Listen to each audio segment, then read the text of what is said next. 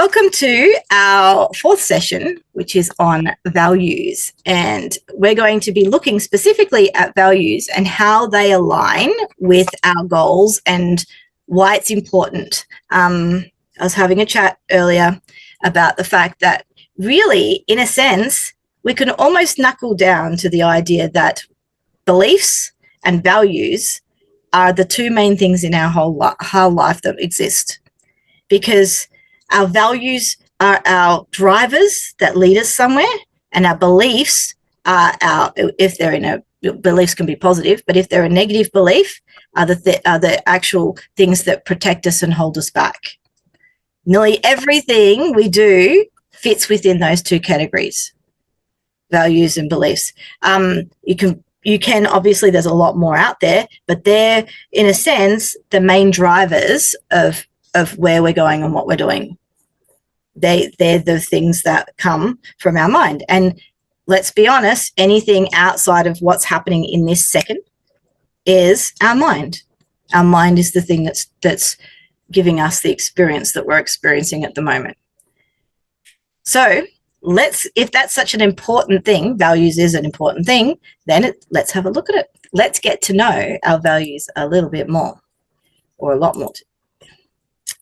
So our learning intentions today, I've got 8 main things that I would like you guys to get through today. We're going to tune in and check in with where you are with your goals. We're going to talk about what values are. We're going to talk about the key characteristics of values, not necessarily specific values, but what characteristics make up values, why are values important, different types of values. Like there's not, you probably thought, I thought there was just a whole list of values and you just pick. Yeah, it's a lot more complicated than that. Can be. It doesn't have to be, but let's may as well to get the whole detail right. And then we're going to look at Schwartz's theory of basic values and his model. You may have seen it if you've printed the booklet. You may have seen the round circle that he came up with the idea of. And we're going to elicit your values. And, now that you will have that information behind you, you'll be able to have a much more informed look at your values. And then we're going to align those values with your goals, in hope that now, with those drivers going towards something, that the goals will be easier to achieve. So that's a little bit of what we're going to get through today. Just a little bit of something. So, first of all, I wanted to do a check-in and see. We are now heading into week 5. So that means we've got 2 weeks left of this challenge. It's been a really big challenge, to be honest, being the first session that I've done of running this one. I've got a lot of reflecting to do. It's been kind of heavy and big. I didn't want it to be heavy and big. I wanted it to be light, but it's been hugely transformational for a lot of people, which is fantastic. So how have you been traveling with your goals and your momentum, and what has actually got in your way and what has been helpful?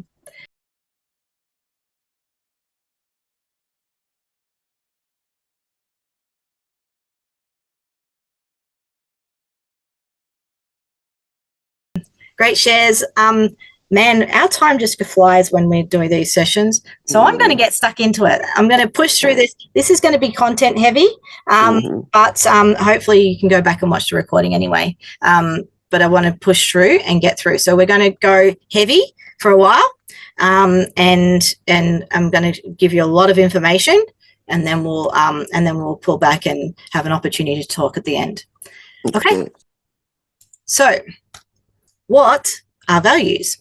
So values are fundamental beliefs or principles that guide our attitude, behaviors, and decisions. So we talked about behaviors as far as our beliefs go, which are negative and can get in the way, which are our negative beliefs and our negative, distortions and disputes and those words that we come up with that get in the way. Our values are one of the more positive ones that drive us towards something. So it is a positive in the sense of our attitudes and behaviors and decisions. They represent what we consider important and meaningful in life, acting as a personal compass that influences how we interact with the world and what and makes choices. So that guiding light is what the values are. So our values are our guiding light that leads us somewhere and helps us put the picture together to what is like, I really like that jigsaw. The values are the kind of the pieces that put together that what is in our heart that drives us forward towards where we're going. So we know that where attention goes, energy flows and results show. So as a result, if we want to have positive responses, then we've got to find positive energy. And in order to find positive energy, we have to have positive attention. And the positive attention comes from doing the things that we find positive, right? So what I find positive may be different from what somebody else finds positive, which might be something different from somebody else, that, you know, et cetera, et cetera. So knowing what it is that we value will help us know where to put our attention, which will then give us more energy, which will then give us more results.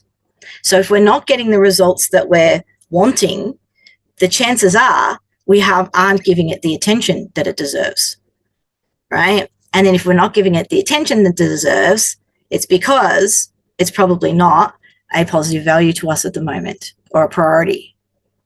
So then it's then adjusting, either saying, well, actually, no, this is a priority to me. I do need to give it attention, which means that that energy will flow and I will get my results.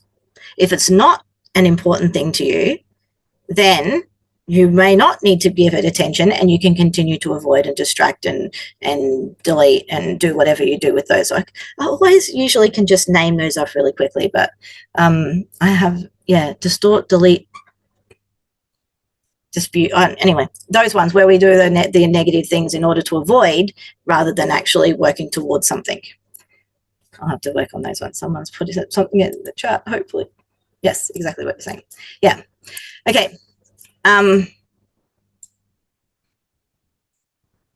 So we're going to look at the key characteristics of values. So there are 6 key characteristics that we're going to look at as far as values are.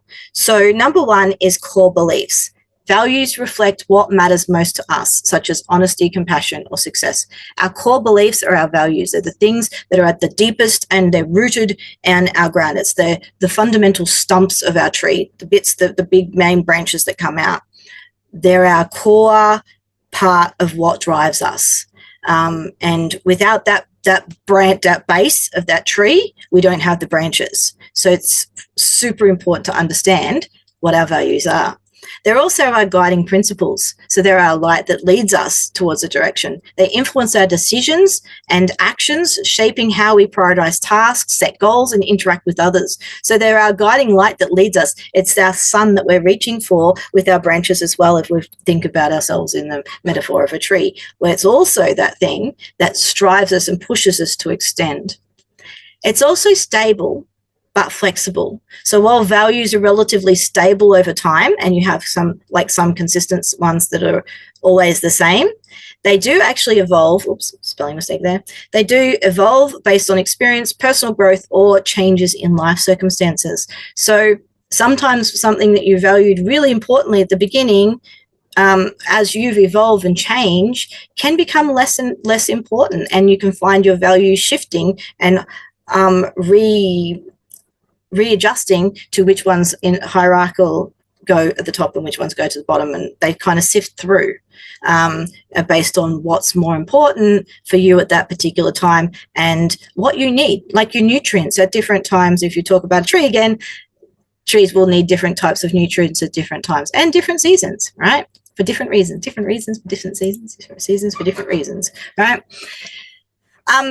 Number 4, universal but personal. So certain values like fairness and kindness are generally, I have a lot of people who are connected with me because of that. The kindness is something that people nearly always talk about when they talk around me. And awareness is another word that keeps popping up for me, that like we all tend to vibrate the same kind of energy in a sense. And we hang around the same kinds of people. And so those values are mixed and universal within our groups, but they're also, so that's culturally, I guess, and socially, but how they are prioritized is deeply personal. So I may think fairness is generally, and I would probably say all of us have a fairness trigger, I guess, for a better words. Probably trigger is a harsh word here, but we value fairness, right? But what fairness means to you is going to be personal, and you can try to explain it to me, but I'm going to use my own understanding to understand your understanding of beliefs in relation to your understanding of fairness as well, because we all personally have our stories that play our narratives and how that connects. So whilst fairness may be something that we all value, what particularly about fairness is it that's important to me? And that's where we get really deep and personal. And if we can get, the more personal and the more deep we can get, the more aligned we can get with things as well. It's abstract, but it's actionable. So values are kind of, they're intangible ideas. They're like, again, freedom, love, those type of things. What is love? If we try to explain it in words, it's not really something you can, it's a feeling. But if we let feelings guide our way, then there's not enough substance to a feeling to be a guiding light. So they can be kind of abstract, but it can be something that drives you. So again, it's kind of like the oxygen in your car, in your tree, but the fuel in your car, in a sense. So they're the drivers, and they can be, I just like this feeling, right? But they can't necessarily, it's too abstract to be, it needs to be specific as well. And then there's the emotional component, which I kind of touched on just then as well. The values are tied to our emotions. It's impossible for us to think about our values without really feeling an emotional attachment to them.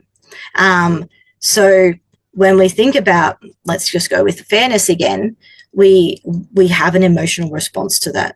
And again, different people have different emotional responses, but if our values are being not adhered to or clashed with, then we quite often will get angry or frustrated or disappointed or all those type of things, right? The discomfort that we get when we don't actually have those values met. And the more we kind of sit in it, the more it festers and the more horrible it will feel. And so it's just actually going, yeah, okay, that's my value, that's my emotional component part coming out. So you can see that the characteristics. So values, again, right? What we're realizing is values are not just as simple as going, oh, it's just a word, right? What's your values? I value kindness. Oh, great. It can get really deep and a lot more fulfilling if we really bury into what lies within. So why are they important? Why do we need values? Well, a number of reasons. First of all, they help with our decision making. The values serve as a framework for making decisions, helping us choose what aligns with our beliefs and long-term goals. If we have values, then we can make decisions. We know those decisions are aligned and important, and the more we align our goals to our values, the more likely we are to fulfill them. And that kind of leads into the idea that there's meaning and purpose behind it. So they provide a sense of direction and meaning in life, influencing our aspirations and how we define success. So by having values, we know what's important to us and what our purpose is and what gives us meaning. And then, of course, that then, in a sense, affects how we behave and how we have relationships with people, our friends that we have. Has anyone ever had a friend that they're like, oh, you value that? Oh, well, and you kind of question yourself whether you really want to be friends anymore with that person, because all of a sudden you realize their value might be something that's just you're not comfortable with anymore. Or you don't want to hang around like maybe somebody who's a joker and used to be fun to be around to start off with. It's like, well, that's all they value. They just value being a joker. And you're like, it's not really high on my priority list anymore. I'm not really finding that particularly strong and valuable any longer. So, yeah. So looking at the values that guide how we treat others and how we bring integrity, trust, empathy into our interactions are often based on what our values are and how our values are accepted by other people, but also embraced by other people, and how we interact with them. And can we connect to them on a values level? conflict resolution is super important, because if we can understand our own and the other person's values and why that's causing the conflict, because nearly always that's what causes a conflict, is when our values are what's the word, like conflicted, I guess is probably the best word. But when we they come knuckleheads against each other, or like I might this is actually quite applicable to me, but I might value freedom and somebody else might value stability or like consistency or something like that. And then when those values unalign, and you're like, well, they can really conflict against each other. But when you understand it and you go, okay, well, this is them using their values and me using my values, then you can meet in the middle, hopefully. That's the idea, is that you can be a little bit more flexible and go, okay, well, she's doing this or he's doing this and I'm doing this, and that's how that works. Then there's our identity and our authenticity. If we know who we are, like this is probably the number one question that I have with my coaching, is people say, I don't know who I am anymore. I don't know who I am or what I'm doing. So who am I? Who am I? That big question, right? Well, you are your value in a sense. You are identify with your values. These are your core parts. They're your trunk, remember. So living in alignment with them helps us feel authentic and true to ourselves. So understanding that these are the things that make us and drive us and create us, and they're like an ownership. We can take ownership of them and have them. It's like ours, and we can own it. And that gives us such a sense of fulfillment and pride and internal understanding and of who we are, because now we know what drives us, what fuel we're driving. It's like getting a car, right? You got to put petrol into a diesel car. It's not going to go anywhere. You got to put the right fuel into the right car, right type of energy into the right kind of person. You're going to get results. So if you're not getting results, you're not putting the right type of energy in. It goes back to that quote originally, right? So why aren't you getting the results? Well, because it's not aligning with your values, or some other value is more important. Knowing that, it's going to make life so much easier. Okay, so not only are there lots of different characteristics of values, but there's also lots of different types of values as well. So you can see how this could get really, really complicated. If I was thinking how to draw it up, and I was like, well, there's characteristics, and then there's different types, and then there's, what it helps us with and all those type of things. So anyway, if we just know that there are different types, and here's just 4 different types of values that are valuable. We can have our core values, which are the fundamental and enduring principles that shape our identity and priorities. So for instance, honesty, kindness, grace. So again, that's our main trunk in a sense. But then there's cultural values. So the society that we live in, the culture that we live in, our friendship groups, those type of things, right? Those type of values are more traditions and norms and the collective goals. They kind of fit within how we fit in with our friends. So we might have our core values. We might have our cultural values of what we're like when we're with our friends and things like that. And then we have our professional values of how we turn up at work, right? And the ethics and the professionals, and they have their own values as well, by the way. So when we join their job, like if I'm joining education, then that education has their own values that I'm working with them on those. But in order for me to work for that company, I also have to value their values. Because if I don't value their values, I won't be able to stay with that company. It won't work. We'll just keep getting conflicted all the time. So for instance, if I didn't value education, then why would I be a teacher? I mean, it wouldn't make sense. I wouldn't have gone and become a teacher. So all teachers are going to value education in a sense, right? But can you imagine, I've seen, and I mean, Julie would back me up on this, when teachers no longer value education, the detrimental effect it has on everybody, not just on them, but on the other staff and on the students. It's terrible to see, right? Because they no longer have the same values as their profession. And it's one of the things we mess up with. Those people need to be out, and there needs to be a way to get them out. If they don't value education any longer and they're teachers, they need it out. Anyway, that's a whole nother issue.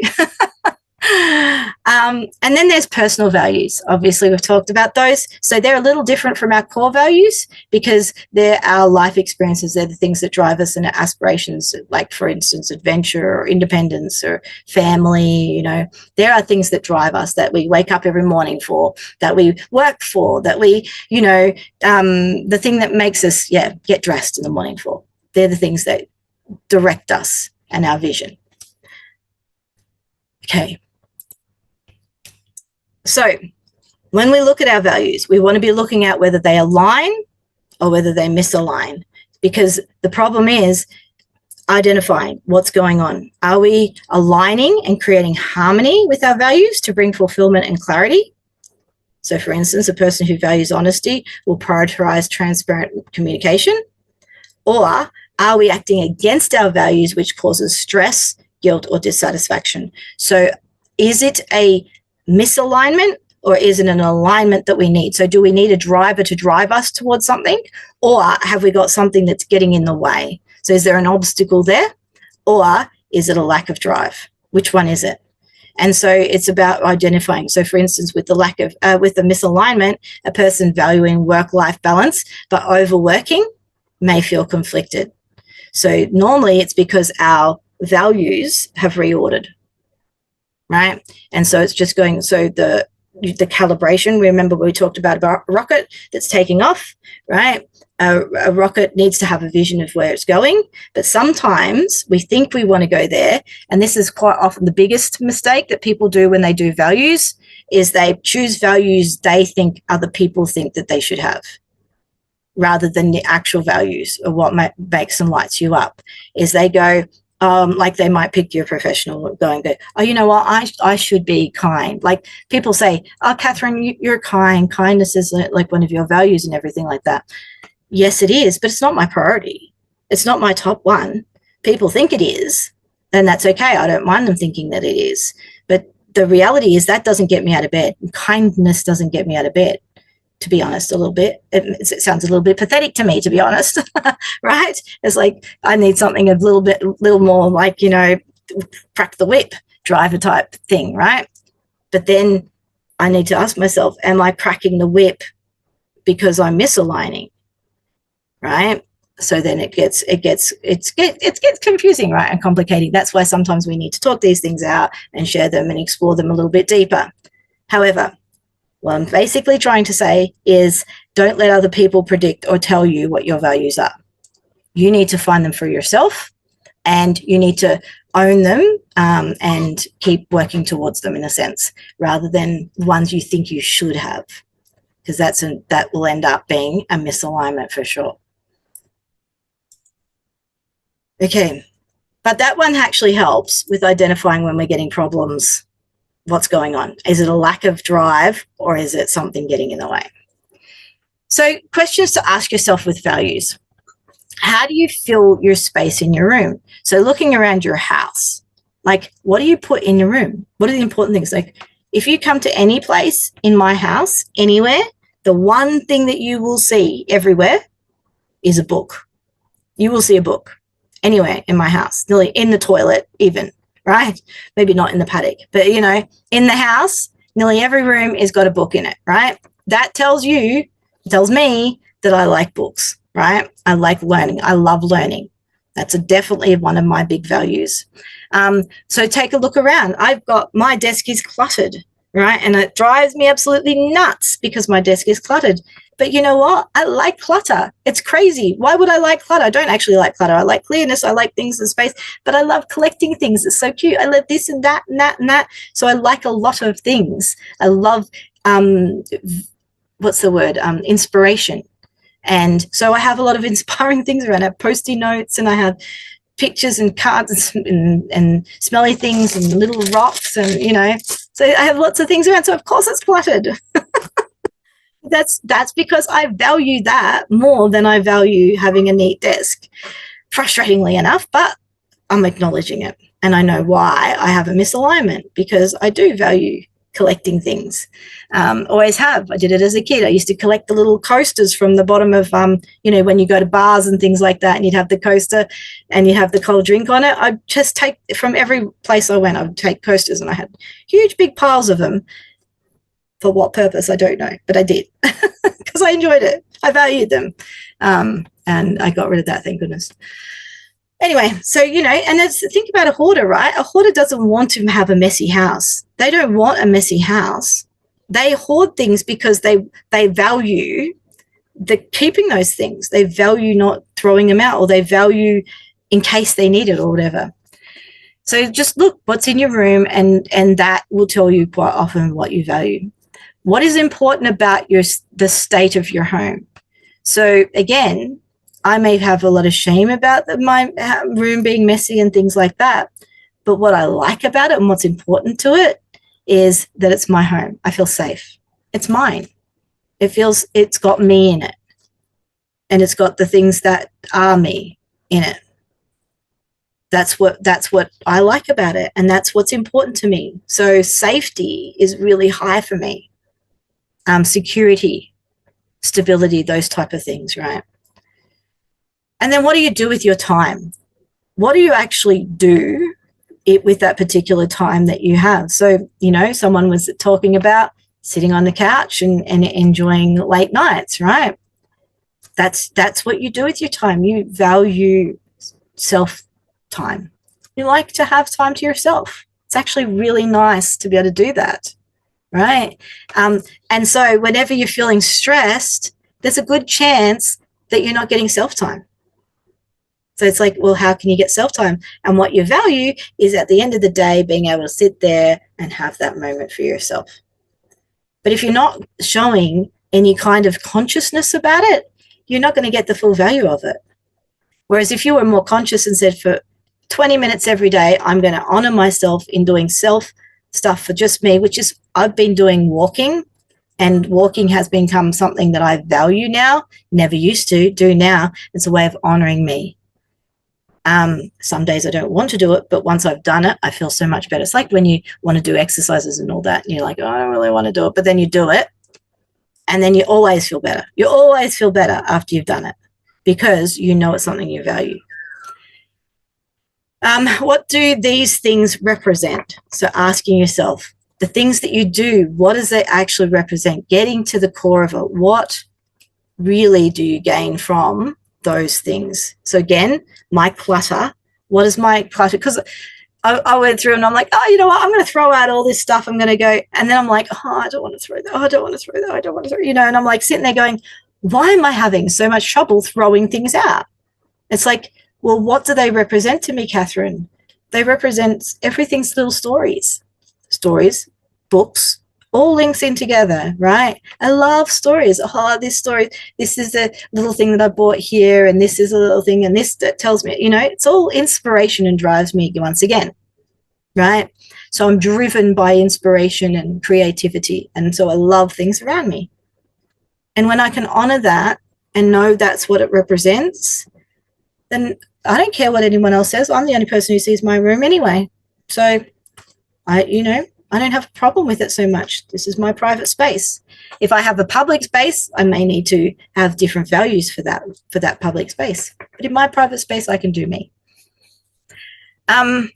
Where do you spend your energy? What do you spend a lot of your energy in? And notice that spending time on avoidance or procrastination or overwhelm is not energy. You're wasting your energy. And you're wasting a lot of that stuff, but you're not spending. Spending means you pull out money out of your pocket and you give it away, right? So it's actually, what are you giving willingly away? Where are you willingly putting your energy? Where do you put those things in? And it might be, well, I put it in recreational stuff, or I put it into spending time with friends, or I put it into whatever. You choose. What are you investing your money or your energy into? And interesting kind of side topic is that everyone says they want to make money, but if you can make the thing that you want them to get the money to do, is actually the thing that you can get with energy. So if I had $1 million, this is what I'd do, right? Fill in the space. That's probably aligned to your value. And if you can probably even do that right now if you wanted to, but other things get in the way. So for instance, it might be, I love adventure. I actually have a really strong value of adventure, right?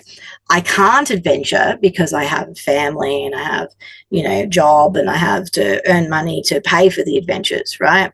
So, but knowing that those things contribute to that, I can create it more in my own way. And so I don't have to earn as much money to get that, because now I can get that, then money is not so important.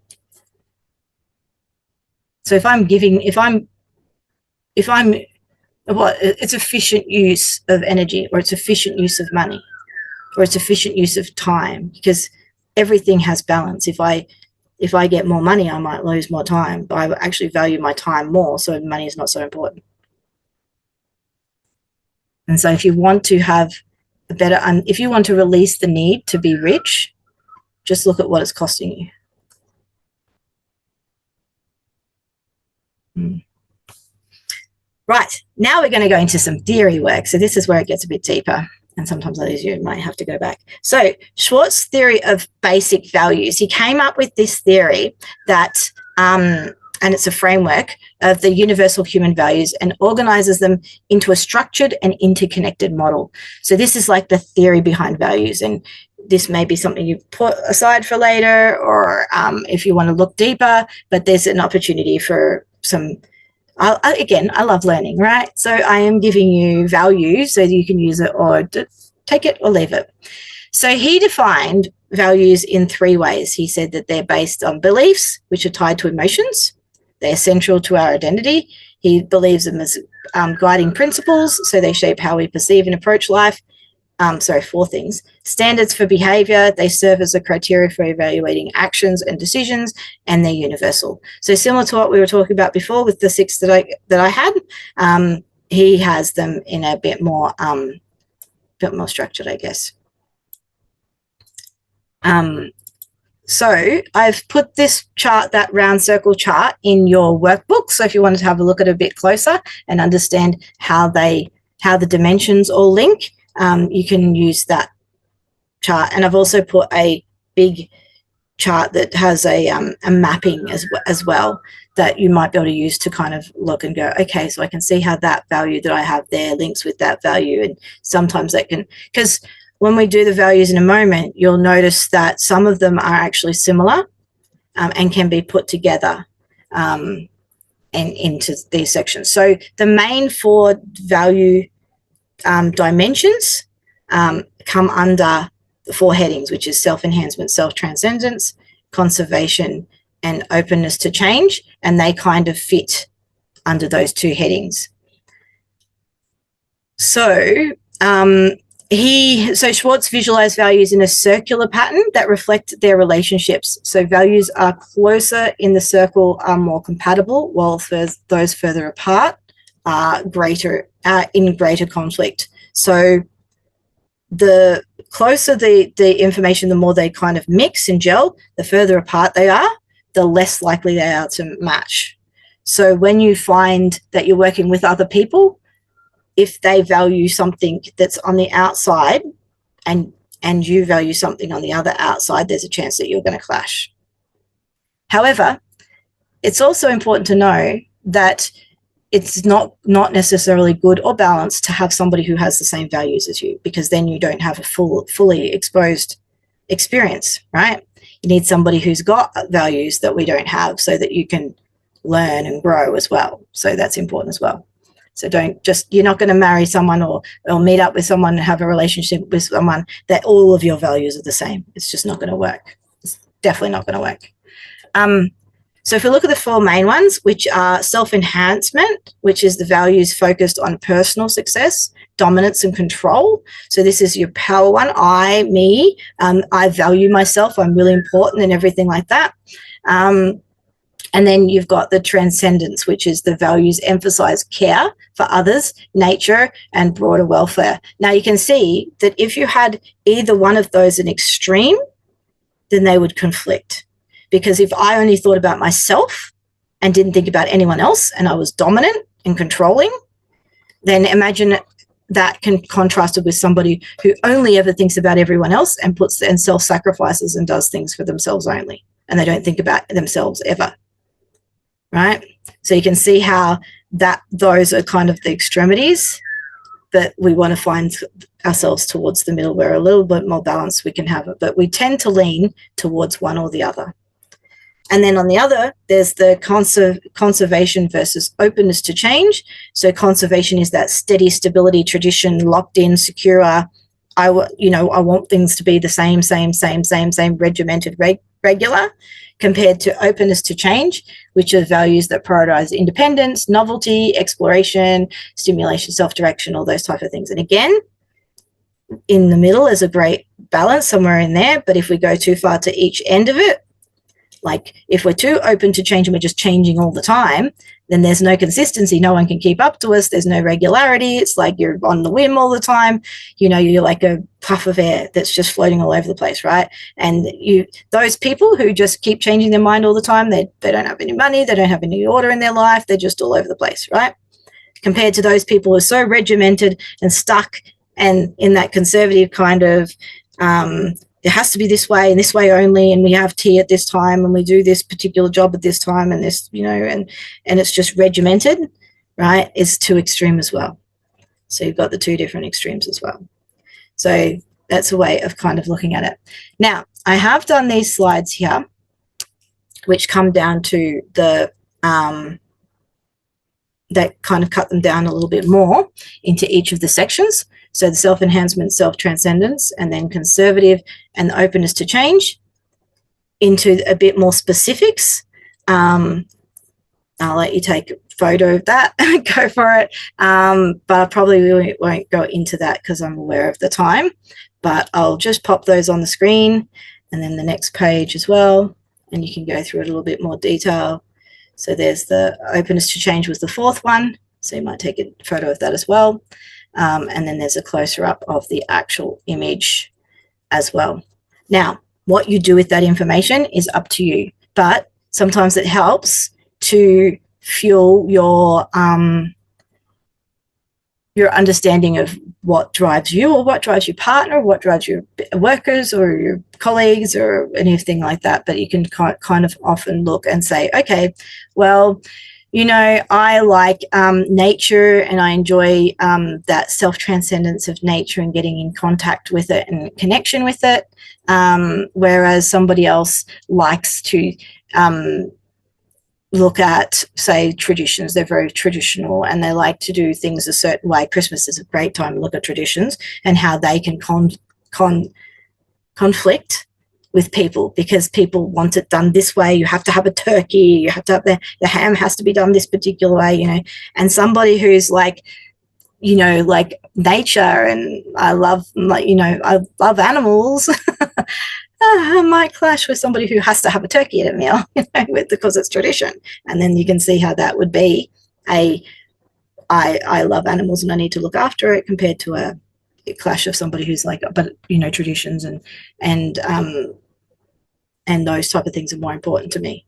So it just helps us kind of know, okay, yeah, that's because they're talking about conservation here and I'm talking about traditions here, which is interesting because conservation does fit under, traditions fits under conservation. So you can also say, well, the reason that I want traditions is because I'm trying to conserve something, whereas they're trying to self-transcend.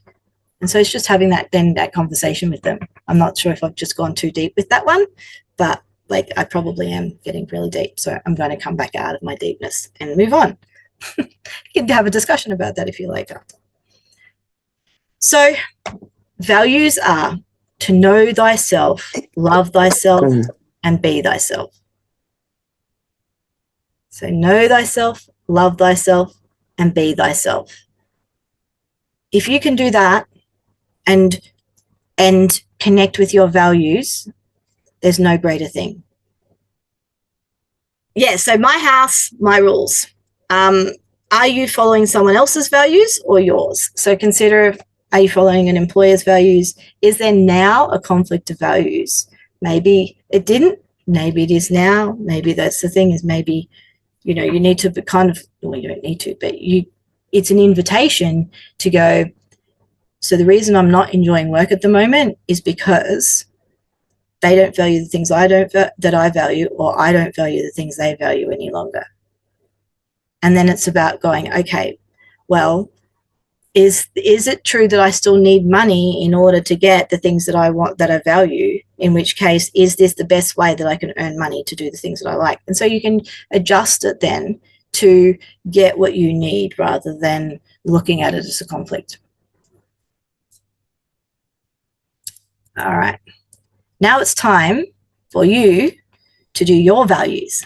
So you will notice that you received in the booklet this list of values. And I know it's like a lot of words on one page and it's all just crammed in there, but I wanted you to do it as kind of as easy as possible.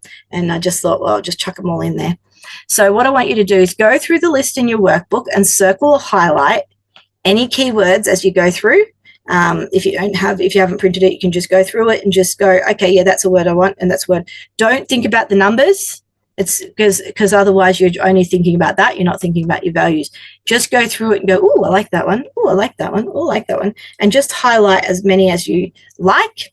You might find that you will highlight 20. You might highlight only 5. You might highlight half the book, half the page, right?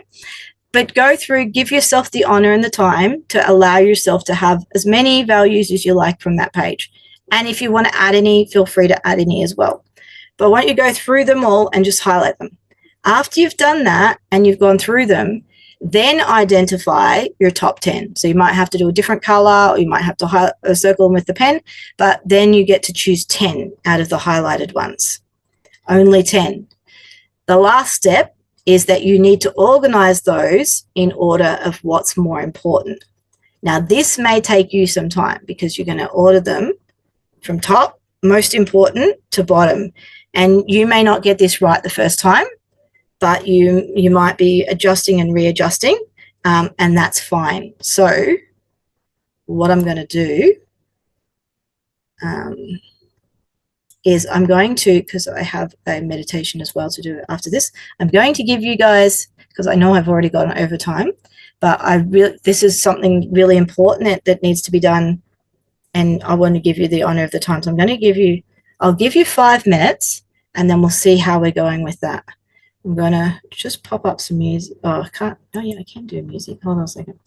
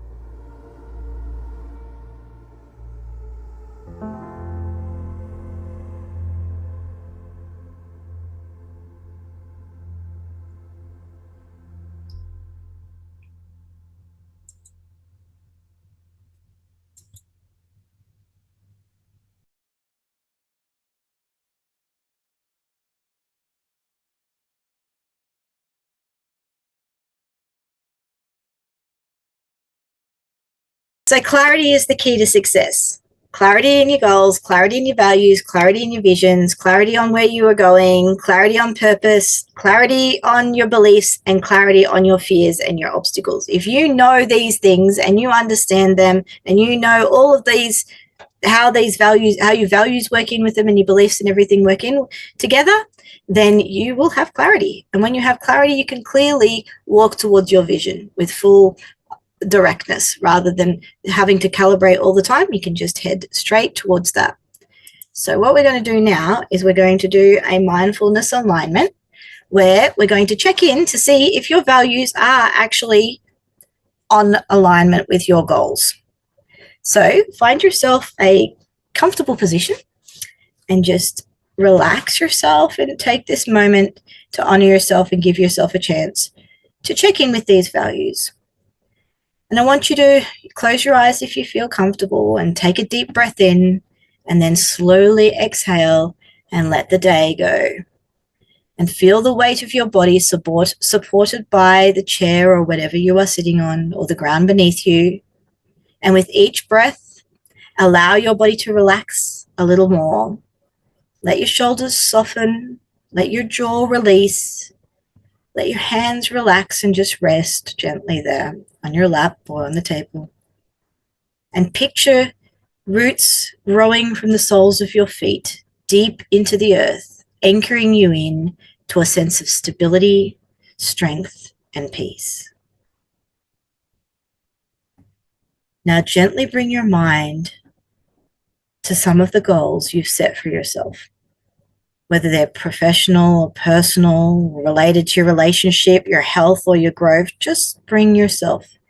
What goals are you working towards? What are the things that are important that you'd like to achieve? Scenes in your life playing out as though you've already achieved them. What are the things that you know that if you achieve these things will make a difference in your life? What does that success look like to you? Notice how it feels. Notice what it looks like when you accomplish these goals. Notice who's around you, who's with you, what's important, what's in the space. What does this moment mean to you? Just take a moment when you are achieving your goals and you're making progress. What's it like? What's it feel like? And what's important to you? And as you notice the things that are important, you shift your attention inward and you reflect on your values that you have chosen that guide you, the principles that feel most important and meaningful in your life. These could be your values like honesty, compassion, growth, or freedom. And take a moment to just silently in your mind name 3 to 5 things that are important that right now you go, I can see this as important in my life. I have achieved what I needed to achieve for now, and I can see how they have met my core values and then name them. And imagine each of these values as a steady light within you. It's like a light comes inside, ting, met that value, ting, met that value. And those lights become your lights that guide you on a path, that light you up inside with energy and growth and project you forward to even more goals and more achievements. This is just the start. These illuminating lights can influence the way you approach life. Notice how these values shape your decisions and actions. They've helped you in the past. They'll continue to help you into the future. All you need to do is see them. And so, as you think about the goals you've visualized, ask yourself, how do these goals reflect my core values? Which of my values feel most aligned with these particular goals? And are there any goals that feel out of sync with what truly matters to me? Am I pushing the wrong kind of goals? Or is this goal really simply not my goal? And how can I feel like this goal is more aligned with my values? Picture your goal as stars in the night sky. Your values are the constellations that help you navigate towards these stars. If a goal feels misaligned, imagine readjusting it and realigning it with your core values so it feels more purposeful and meaningful. You can look up at the stars and see all the things you want to achieve. There's so many different options, but the ones that are lit up for your values, they're the ones that are guiding you. They're the ones that are calling you. You can see them, they get brighter. That's where you want to go. So what actions and changes can you take now that will get you closer to that bright light, that star? How can you create harmony where you're moving forward in momentum?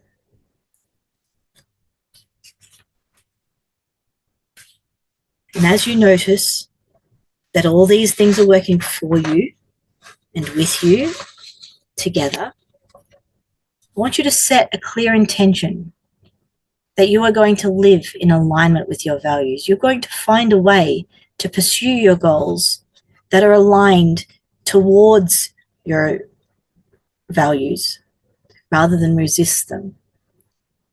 You might silently repeat to yourself, I create and pursue goals that honor my deepest values, or your own affirmation that resonates with your unique journey. And then, as you honor yourself and feel that commitment within you, that you are going to work towards this goal, towards your vision, towards your better tomorrow. Take in this deep breath. Exhale all the doubt. And then wiggle your fingers and toes and reconnect with your surroundings and feel the ground beneath you and the air around you. And when you're ready, open your eyes and return to the room with a renewed sense of clarity and purpose. And then get out your pens and answer these questions. Which of my goals feel most aligned with my values? Which ones do I know I can achieve because I know how they connect with my values?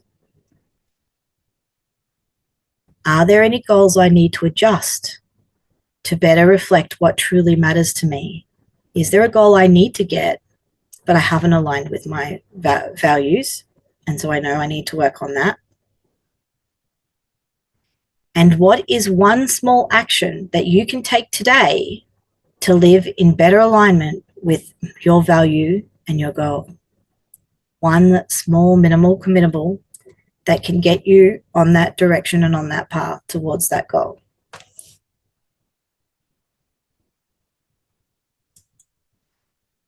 That's where we come to the end of our session.